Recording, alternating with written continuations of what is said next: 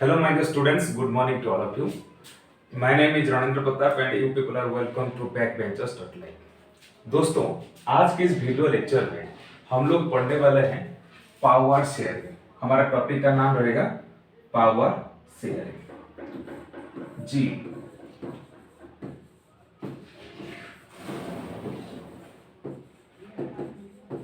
अच्छा, ये class 10th political science chapter number 1 है। Chapter number 1 political science. अच्छा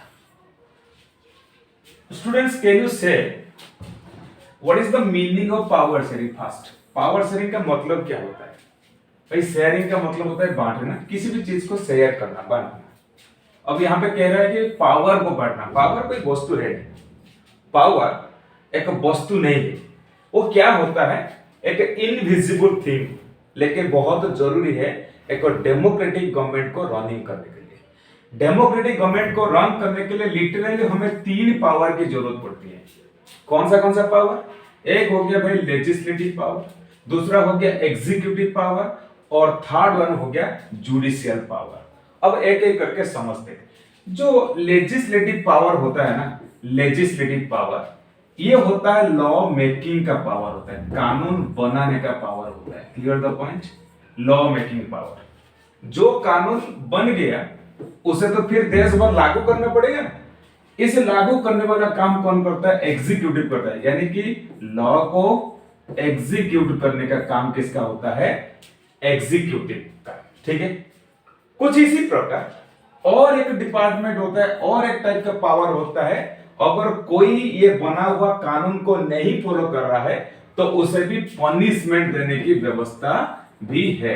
तो पनिशमेंट देने के लिए जो व्यवस्था है, जो पावर है, उसे हम लोग कहते हैं जुडिशियल पावर। भाई, ये खाली पनिशमेंट नहीं देता, ये इंसान को खाली पनिशमेंट नहीं देता है, ये कभी कभी इन लोगों को भी पनिश करता है अगर इन्होंने कॉन्स्टिट्यूशन को फॉलो ना किए तब। Got the point? यानी कि ये तीनों चीज किसी एक के हाथ में होना बहुत बैड इंडिकेशन के बराबर होता है। आप सोचो, मान लीजिए कि एक कंट्री का जो हेड है उसका नाम है एक्स। एक्स कोई राजा हो सकता है, एक्स कोई प्राइम मिनिस्टर हो सकता है या फिर प्रेसिडेंट हो सकता है। उसके पास वो तीनों के तीनों पावर दे दिया गया, legislative power, executive power, judiciary power. यानी कि लॉ बनाएगा भी वो, उसको एग्जीक्यूट भी करेगा वो, और अगर ना मानने पर पनिशमेंट देगा वो। क्या इस कंडीशन में पॉसिबिलिटी है या नहीं, मुझे बताओ। क्या ये एक डिक्टेटर नहीं बन जाएगा, तानाशाह नहीं बन जाएगा, क्योंकि सारा पावर उसके हाथ में है। सो एक डेमोक्रेटिक कंट्री को बहुत स्मूथली हैंडल करने के लिए, स्मूथली चलाने के लिए हमें बहुत सारे पावर्स जो डेमोक्रेटिक गवर्नमेंट को चलाने के लिए चाहिए, उसे एक के हाथ में ना रखकर उसे अलग अलग लोगों के बीच उसको शेयर करना, इसी चीज को ही हम लोग कहते हैं power sharing. What is the meaning of power sharing? Power sharing का मतलब होता है कि पावर को अलग अलग लेवल पे या अलग अलग बॉडी के हाथ में शेयर करना, उसे ही हम लोग कहते हैं पावर शेयरिंग। क्या पॉइंट आप लोगों ने क्लियर हो गया? पावर शेयरिंग होता है क्या है? Now A question is here, big question आपके सामने आएगा। क्या पावर शेयरिंग इज डिजायरेबल? क्या पावर शेयरिंग जरूरी है? अच्छा, क्या होगा अगर पावर शेयरिंग ना हुआ तो? इसका आंसर हमको मिलेगा लेकिन 2 स्टोरी के बाद। बहुत घसीटी स्टोरी, आप लोग को आपके टीचर ने भी पढ़ाया होगा, फिर भी मैं आपको बताता हूं। देखो, पहला स्टोरी है बेल्जियम का। किसका स्टोरी है ये है एक कंट्री जिसका नाम है बेल्जियम। बेल्जियम कहां पर अवस्थित है? Where it is situated? ये सिचुएट हुआ है यूरोप में। कहां पर है? यूरोप में। भाई, इसका तो एक लोकेशन भी ढूंढ लो। सबसे पहले तो बात यह है कि यहां पर आपको मिलेगा फ्रांस मिलेगा। क्या मिलेगा इस एरिया में आपको? यहां पर मिलेगा आपको फ्रांस। यहां पर है फ्रांस। तो फ्रांस, यहां पर एक छोटा सा कंट्री है, उसका नाम है लक्जमबर्ग, और यहां पर आपको मिल जाएगा नेदरलैंड। ठीक है, और इसी रीजन में आपको मिलेगा जर्मनी मिलेगा। Got it? और बस ये है उसका exactly location. Got the point? अब हुआ ये जो बेल्जियम में कुछ डिस्टर्बेंस चल रहा था। क्या वो डिस्टर्बेंस था? यहां पर 2 प्रकार के लोग रहते थे, 3 कम्युनिटी रहते थे, लेकिन लिटरली हम 2 मेजर कम्युनिटी की बात कर रहे हैं। 2 कम्युनिटी रहते थे। सबसे पहले ये वाला जो रेड वाला रीजन है ना, ये वाला जो रीजन, इसी रीजन को हम लोग कहते हैं वालोनिया कहते हैं। क्या कहते हैं उसका नाम? वालोनिया। क्या है? वालोनिया। Got it? अब ये जो रीजन है इसका नाम है फ्लेमिश। क्या है? फ्लेमिश। फ्लेमिश। तो ध्यान रहे, येलो वाला कलर जो है वो फ्लेमिश रीजन और ये हो गया Wallonia region.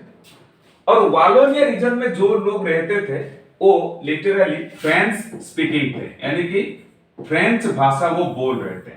Similarly Flemish region में जो लोग रहते थे वो कहते थे डच। क्या कहते थे? डच भाषा कहते थे। अब यहां पर एक छोटा सा एरिया है, ये जो रीजन है, इस रीजन में जो लोग रहते थे वो जर्मन स्पीकर थे। कौन सा स्पीकर थे? German speaker. ये जर्मनी बोलते थे, ये भाई डच भाषा बोलते थे, और ये कहते थे फ्लेमिश। सॉरी, फ्लेमिश वाले फ्रेंच भाषा कहते थे। ठीक है, लेकिन जो डच स्पीकर थे इनका पॉपुलेशन था 59%, ज्यादा लोग डच बोलते थे, और इनका पॉपुलेशन था 40%, और बचा हुआ 1% किसका था? जर्मन स्पीकर का था। लिटरली देश में सबसे ज्यादा डच भाषा बोलने वाले लोग रहते थे। अब बीच में देख रहे हो ना ये वाला छोटा सा रीजन, इसका नाम है ब्रसेल। इसका नाम क्या है? ब्रसेल। ब्रसेल जो है that is the capital city of the Belgium. अब ब्रसेल में मान लीजिए ये है ब्रसेल का रीजन, यहां पे लगभग 80% लोग कौन सा भाषा कहते थे? फ्रेंच, और रिमेनिंग 20% लोग बोलते थे डच। यानी कि ब्रसेल सिटी में किसका पॉपुलेशन ज्यादा था? फ्रेंच स्पीकर का पॉपुलेशन ज्यादा था as comparable to the Dutch speaker. बात समझ में आया? यानी कि पूरे देश में डच हो गया majority in terms of the linguistic और लैंग्वेज के आधार पर ये हो गया मेजॉरिटी, और देश में माइनॉरिटी कौन हो गया? यानी सेकंड मेजॉरिटी कौन हुआ? French speaker. माइनॉरिटी तो खैर जर्मन स्पीकर है, लेकिन city state capital city Brussel में मेजॉरिटी कौन हो गया? यहां पर हो गया फ्रेंच, और डच क्या बन गया वहां पर? माइनॉरिटी। लेकिन हिस्टोरिकली बहुत दिन से पहले ये देखा गया, इसी बेल्जियम के अंदर हमेशा पावर किसके हाथ में रख दिया जाता है? यानी कि देश में सबसे पावरफुल कौन सा कम्युनिटी होता है? फ्रेंच स्पीकर हमेशा पावर को होल्ड करके रखता है। तो ऑब्वियसली बेल्जियम के लोग आवाज उठाएंगे। फ्रेंच लोगों के इकोनॉमिक कंडीशन बहुत बेहतर है, इनका नहीं। एजुकेशन भी इनका बहुत एडवांस है, उनका नहीं। तो इसी चीज के लिए जो डच स्पीकर थे उन लोगों ने आवाज उठाई, भाई फ्रेंच के साथ बहुत ज्यादा एडवांस उनको फैसिलिटी मिल रहा है और हमारे साथ नहीं मिल रहा है, यानी कि देश में हमारे साथ अन्याय हो रहा है। यानी कि ये भी डेमोक्रेटिक कंट्री, यहां पर एक समस्या ये थी। और फाइनली ये हुआ, दोनों पक्ष के जो पॉलिटिकल लीडर्स इन्होंने एक तरीका निकाला कि दोनों तरीका क्या निकाला? उन्होंने अपने कॉन्स्टिट्यूशन को 4 बार उन्होंने कॉन्स्टिट्यूशन को अमेंडमेंट किया, और कॉन्स्टिट्यूशन को अमेंडमेंट करने के बाद उन्होंने धीरे धीरे ये डिसाइड किया कि फ्रांस बेल्जियम में भाई 2 अलग अलग लेवल का गवर्नमेंट रहेंगे। एक होगा प्रोविंशियल गवर्नमेंट, एक होगा सेंट्रल गवर्नमेंट, और एक होगा कम्युनिटी गवर्नमेंट। मैं इसीलिए 2 बोल रहा हूं क्योंकि इसका इंपॉर्टेंस ज्यादा है। पहले बोला गया कि जो सेंट्रल गवर्नमेंट होगा उसमें दोनों पक्षों के मेंबर्स होंगे ना इक्वल होंगे, यानी कि जितने मेंबर्स 50% मेंबर्स कहां से बिलोंग करेंगे? डच स्पीकर होंगे। 50% मेंबर्स कहां से आएंगे? फ्रेंच स्पीकर से। अच्छा, इतना ही नहीं, जो मिनिस्ट्री की जो पोजीशन है दोनों को इक्वल दिया जाएगा 1/2 1/2। यानी कि मान लीजिए कि 50 मिनिस्टर है तो 25 मिनिस्टर्स आएंगे डच स्पीकर से, और फ्रेंच स्पीकर वाला कितना होंगे? 25 मिनिस्टर्स होंगे। यानी कि ये डिवीजन दोनों के बीच में इक्वल होगा। ठीक, उसके अलावा एक प्रोविंशियल गवर्नमेंट होगा। देखो ये वाला रीजन हो गया फ्लेमिश, ये वाला रीजन हो गया वालोनिया, ये वाला रीजन हो गया फ्लेमिश। यहां पर वालोनिया का अपना गवर्नमेंट रहेगा, फ्लेमिश का अपना गवर्नमेंट रहेगा। तो वो गवर्नमेंट को फुल इंडिपेंडेंट मिलेगा, यानी कि सेंटर कभी उनके मामले में दखलंदाजी नहीं करेगा। भाई तुम फ्री हो, तुम अपने स्टेट के लिए और अपनी प्रोविंस के लिए, अपने एरिया के लिए तुम जो चाहिए बेहतर होगा उसको कर सकते हो। Fully independent government. इसके अलावा एक कम्युनिटी गवर्नमेंट का भी व्यवस्था कराया गया।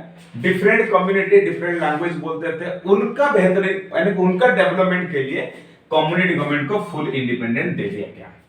आपको क्या लगता है यहाँ पर जो डिसीजन लिया गया, जो कहां पे, बेल्जियम में, क्या वो राइट डिसीजन था? Obviously yes, this is a method of a power sharing. उन्होंने डिसाइड किया यार अगर हम लोगों ने पावर को शेयर ना करेंगे तो प्रॉब्लम हो सकता है, ये वाले मेजोरिटी है, इन्होंने इनके साथ लड़ेंगे, देश में एक डिस्टर्बिंग सिचुएशन देखने को मिलेगा, इसीलिए उन्होंने ऐसा डिसीजन लिया। Got the point.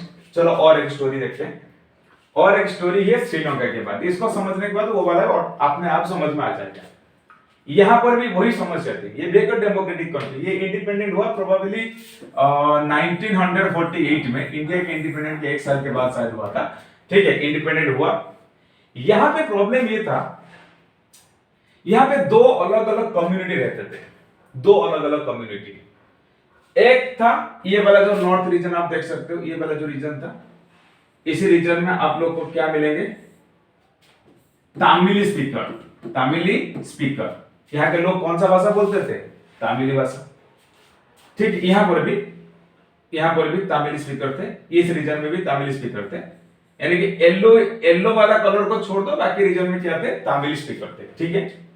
और येलो कलर जो कवर हुआ है, वहां पर जो लोग थे वो थे सिंहाला, सिंहाला स्पीकर थे, राइट। अच्छा, सिंहाला स्पीकर जो थे उनका पॉपुलेशन लगभग 74% था। कितना परसेंट था?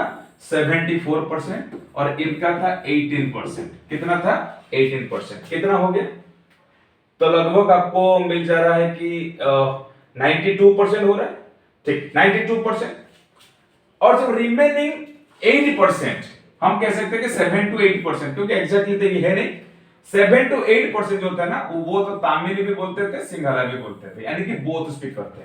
ध्यान रहे, 75% सिंहाला स्पीकर, 18% तामिली स्पीकर, और रिमेनिंग 7 to 8% वो थे क्या? बोथ तामिली एंड सिंहाला लैंग्वेज बोलते थे, ठीक है। चलो, अब जो ये 18% लोग थे, इनके बीच में दो तरह का तामिल स्पीकर थे।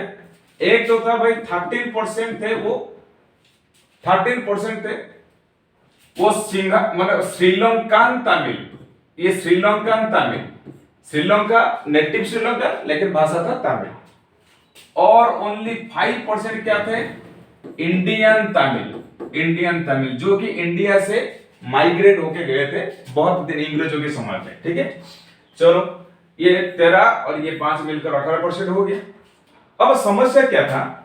इंडिपेंडेंट होने के बाद यहां पर धीरे धीरे बहुत बार कॉन्स्टिट्यूशन को अमेंडमेंट करा गया, लेकिन भलाई के लिए नहीं, बुराई के लिए। कॉन्स्टिट्यूशन का अमेंडमेंट करके सिंहाला जो लैंग्वेज था ना, उस लैंग्वेज को नेशनल लैंग्वेज बना दिया गया, ठीक। सिंहाला लोगों को फर्स्ट प्रायोरिटी दिया गया एजुकेशन में इनको प्रायोरिटी ज्यादा मिला। और बुद्धिज्म, जो कि मोस्टली सिंहाला लोग फॉलो करते थे, उसको लगभग उन्होंने नेशनल रिलीजन तो बनाया नहीं, लेकिन उसको उन्होंने ज्यादा प्रायोरिटी दिया। और हर मामले में सिंहाला लोगों को फैसिलिटेट करा गया, but they ignore to the Tamil speakers, Tamil speaker को उन्होंने इग्नोर करते रहे। और फाइनली तमिल स्पीकर जितने लोग थे, उनका एक लीडर था, उनका नाम सम प्रभाकरन, ठीक। तो उन्होंने उनके लीडरशिप में फाइनली उन्होंने डिसाइड किया और उन्होंने क्लेम किया, भाई साहब एक काम करो, हमको एक अलग स्टेट बना के दो।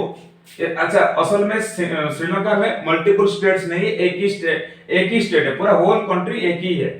अच्छा, तो वहां पे बोला गया कि तुम एक काम करो, ये जो तमिल स्पीकिंग जो एरिया है उसको एक अलग स्टेट बना दो और हमें वो ऑटोनॉमी दो, ताकि हम लोग उसी स्टेट के ऊपर अपनी मर्जी से शासन कर सके। गवर्नमेंट ने ये बात को भी सुना नहीं और इसको इग्नोर किया। फाइनली सिचुएशन क्या हुआ? एक सिविल वॉर देखने को मिला। कहां पे?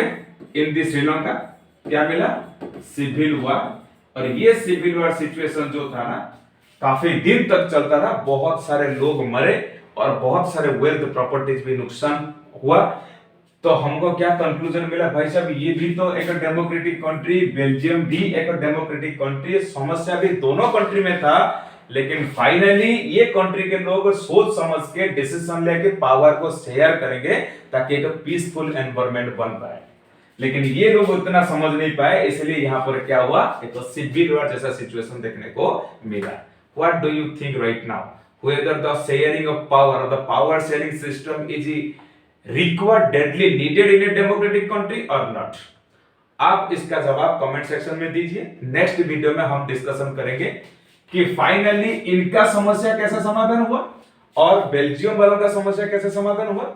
हम दो चीज पढ़ेंगे, एक तो पढ़ेंगे एकोमोडेशन ऑफ बेल्जियम और दूसरा पढ़ेंगे कि मेजोरिटेरियनिज्म इन दी श्रीलंका। ये दोनों टॉपिक को डिस्कशन करेंगे, प्लस देखेंगे why power sharing is desirable, उसको भी डिस्कशन होगा नेक्स्ट वीडियो में। With this, I want to conclude this video. Thank you so much. Have a nice day. See you in the next video.